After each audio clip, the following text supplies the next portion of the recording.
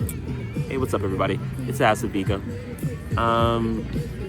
Today I want to talk about why I think like being middle class in 2025 in America, at least, is like being royalty in old times. When I think about what it meant to be royalty back then, I think about options and I think about access, and I feel like, and this might just be a good perspective rather than one-to-one truth, but I feel like right now I have a lot of access to pretty much everything I want. I'm not a person who wants a lot in the world, but I feel like I have access to anything. If I want to fly to another country or another continent, I can do so. South America, Africa, Asia, Europe, Australia. I could travel there if I wanted to.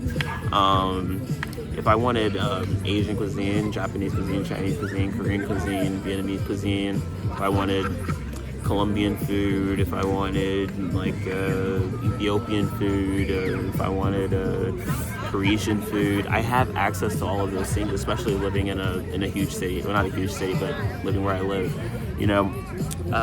So I feel like I have a lot of access, and I think another thing like come with that, some people might say like, oh, women, access to women, access to like partners and stuff like that. I definitely feel like, yeah, is every woman gonna like love me like death? No, but I feel like there's enough like options, enough opportunity in that I can do well for myself. So I feel like I really have access to all the things I want. If I want to go hiking, I can go hiking. If I want to take time away from work, I can take time away from work.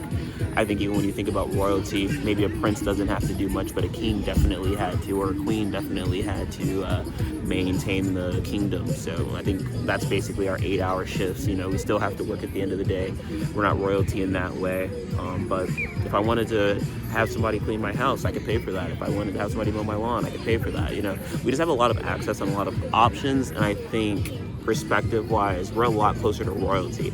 Now, when you stop feeling like royalty is when you start comparing yourselves to others. When you start comparing yourselves to like millionaires and billionaires, you might feel less like royalty, but you're not less like royalty, you're just less like billionaires.